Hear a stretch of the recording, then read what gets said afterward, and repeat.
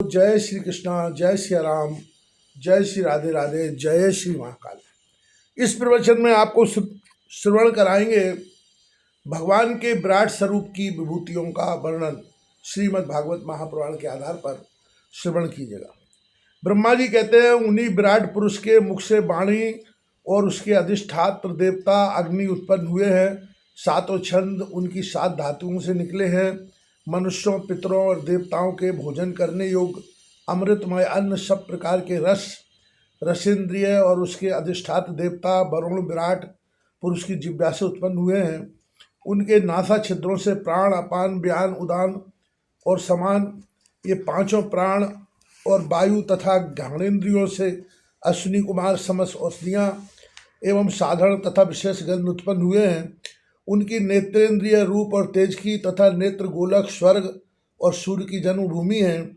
समस्त दिशाएं और पवित्र करने वाले तीर्थ कानों से तथा आकाश और शब्द श्रोत्रेंद्रिय से निकले हैं। उनका शरीर संसार की सभी वस्तुओं के सार भाग तथा सौंदर्य का खजाना है। सारे यज्ञ, स्पर्श और वायु उनकी त्वचा से निकले हैं। उनके रोम सभी उद्भिज पदार्थों के जन्म स्थान हैं, अथवा केवल उन्हीं के जिनसे यज्ञ संपन्न होते हैं।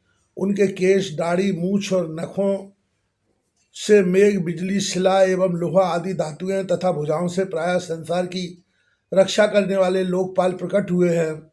उनका चलना फिरना भू भुवा स्वा तीनों लोकों का आश्रय है। उनके चरण कमल प्राप्ति की रक्षा करते हैं और भयों को भगा देते हैं तथा समस्त कामनाओं की पूर्ति उन्हीं से होती है। विराट पुरुष का लिंग जल, वीर, सृष्टि, मेघ और प्रजापति का आधार है तथा उनकी जननेन्द्रिय मैथुन जनित आनंद का उद्गम है। नारद जी विराट पुरुष की वायु इंद्रिय, यम, मित्र और मल त्याग तथा गुदा द्वार, हिंसा, निवृत्ति, मृत्यु और नरक का उत्पत्ति स्थान है। उनकी पीठ से पराजय, अधर्म और अज्ञान, नाड़ियों से नद नदी और हड्डियों से पर्वतों का निर्माण हुआ है। उनके उदर में मूल प्रकृति, रस नाम की धातु तथा समुद्र, समस्त प्राणी और उनकी मृत्यु समाई हुई है। उनका हृदय ही मन की जन्मभूमि है। नारद, हम, तुम, धर्म, शनकादि, शंकर, विज्ञान और अंतःकरण सबके सब उनके चित्त के आश्रित हैं।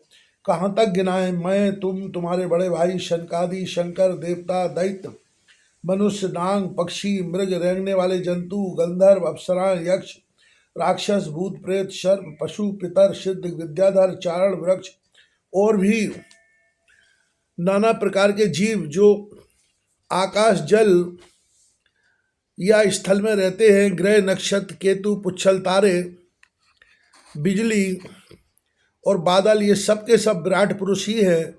यह संपूर्ण विश्व जो कुछ था, कभी था, है या होगा, सबको वह घेरे हुए है और उसके अंदर यह विश्व उसके केवल 10 अंगुल के परिमाण में स्थित है।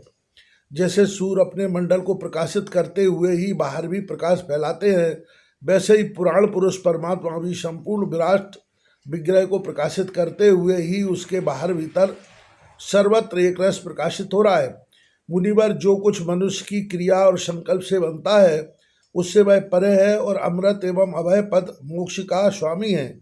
यही कारण है कि कोई भी उसकी महिमा का पार नहीं पा सकता। संपूर्ण लोक भगवान के एक पादमात्र अंशमात्र है तथा उनके अंशमात्र लोकों में समस्त प्राणी निवास करते हैं। भूलोक, भुवरलोक और स्वरलोक के ऊपर महलोक है। उसके ऊपर जन, तप और सत्य लोकों में क्रमशः अमृत, क्षेम एवं अभय का नित्य निवास है। जन, तप और सत्य, इन तीनों लोकों में ब्रह्मचारी, वानप्रस्थ एवं सन्यासी निवास करते हैं। दीर्घकालीन ब्रह्मचर्य से रहित गृहस्थ भूलोक, भुवरलोक और स्वरलोक के भीतर ही निवास करते हैं। शास्त्रों में 2 मार्ग बतलाए गए हैं, एक अविद्या रूप कर्म मार्ग जो सकाम पुरुषों के लिए है, दूसरा उपासना रूप विद्या का मार्ग जो निष्काम उपासकों के लिए है। मनुष्य दोनों में से किसी एक का आश्रय लेकर भोग प्राप्त कराने वाली दक्षिण वाले मार्ग अथवा मोक्ष प्राप्त कराने वाले उत्तर मार्ग से यात्रा करता है। किंतु पुरुषोत्तम भगवान दोनों के आधारभूत हैं। जैसे सूर्य अपनी किरणों से सबको प्रकाशित करते हुए भी सबसे अलग है, वैसे ही जिन परमात्मा से इस अंड की और पंचभूत एकादश इंद्रिय एवं गुणमय विराट की उत्पत्ति हुई है, वे प्रभु भी इन समस्त वस्तुओं के अंदर और उनके रूप में रहते हुए भी उनसे सर्वथा अतीत है। जिस समय इस विराट पुरुष के नाभि कमल से मेरा जन्म हुआ, उस समय इस पुरुष के अंगों के अतिरिक्त मुझे और कोई भी यज्ञ की सामग्री नहीं मिली। तब मैंने उनके अंगों में ही यज्ञ के पशु, यूप, स्तंभ, कुश, यह यज्ञ भूमि और यज्ञ के योग उत्तम काल की कल्पना की। ऋषि श्रेष्ठ, यज्ञ के लिए आवश्यक पात्र आदि वस्तुएं, जौ, चावल आदि औषधियाँ, घृत आदि स्नेह पदार्थ, क्षय रस, लोहा, मिट्टी, जल, ऋक, यजु, शाम, चातुर्होत यज्ञों के नाम, मंत्र, दक्षिणा, वृत, देवताओं के नाम, पद्धति ग्रंथ, संकल्प, तंत्र, अनुष्ठान की रीति, गति, मति, श्रद्धा, प्रायश्चित और समर्पण, यह समस्त यज्ञ सामग्री मैंने विराट पुरुष के अंगों से इकट्ठी की। इस प्रकार विराट पुरुष के अंगों से ही हमारी सामग्री का संग्रह करके मैंने उन्हीं सामग्रियों से उन यज्ञ स्वरूप परमात्मा का यज्ञ के द्वारा यजन किया। तदनंतर तुम्हारे बड़े भाई इन 9 प्रजापतियों ने अपने चित्त को पूर्ण समाहित करके विराट एवं अंतर्यामी रूप से स्थित उस पुरुष की आराधना की। इसके पश्चात समय समय पर मनु, ऋषि, पितर, देवता, दैत्य और मनुष्यों ने यज्ञों के द्वारा भगवान की आराधना की। नारद, यह संपूर्ण विश्व उन्हीं भगवान नारायण में स्थित है, जो स्वयं तो प्राकृतिक गुणों से रहते हैं, परंतु सृष्टि के प्रारंभ में माया के द्वारा बहुत से गुण ग्रहण कर लेते हैं। उन्हीं की प्रेरणा से मैं इस संसार की रचना करता हूँ। उन्हीं के अधीन होकर रुद्र संसार का संहार करते हैं और वे स्वयं ही विष्णु के रूप से इसका पालन करते हैं, क्योंकि उन्होंने सत्य, रज और तम की 3 शक्तियाँ स्वीकार कर रखी है। बेटा, जो कुछ तुमने पूछा था उसका उत्तर मैंने तुम्हें दे दिया।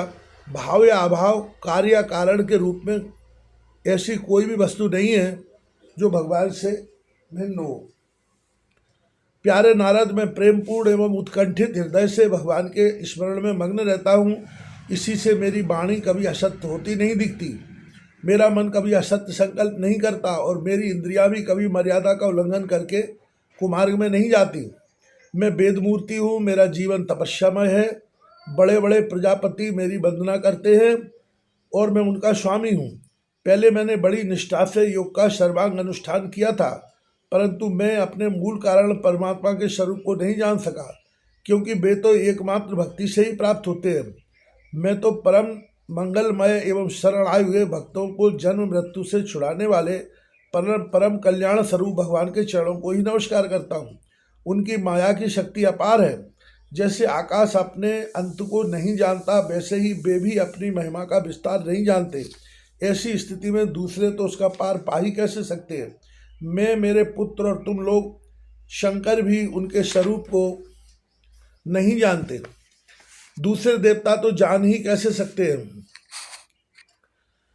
हम सब इस प्रकार मोहित हो रहे हैं कि उनकी माया के द्वारा रचे हुए जगत को भी ठीक ठाक नहीं समझ सकते। अपनी अपनी बुद्धि के अनुसार ही अटकल लगाते हैं। हम लोग केवल जिनके अवतार की लीलाओं का गान ही करते रहते हैं, उनके तत्व को नहीं जानते। उन भगवान के श्री चरणों में मैं नमस्कार करता हूँ।